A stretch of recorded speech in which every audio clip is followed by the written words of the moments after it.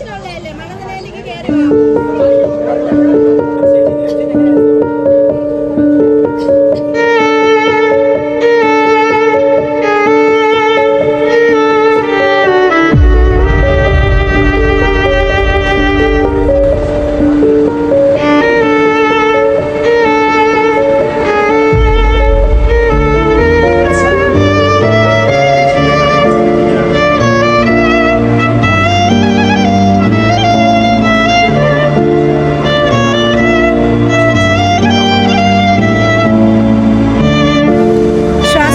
ബാധിക്കുന്ന ഒരു മാരകമായ അണുബാധയാണ് ന്യൂമോണിയ. ഇത് ഏതൊരാൾക്കും എപ്പോൾ വേണമെങ്കിലും സംഭവിക്കാം. ഇത് വൈറസുകൾ, ബാക്ടീരിയകൾ അല്ലെങ്കിൽ ഫംഗസുകൾ എന്നിവ കാരണം ഉണ്ടാകാം.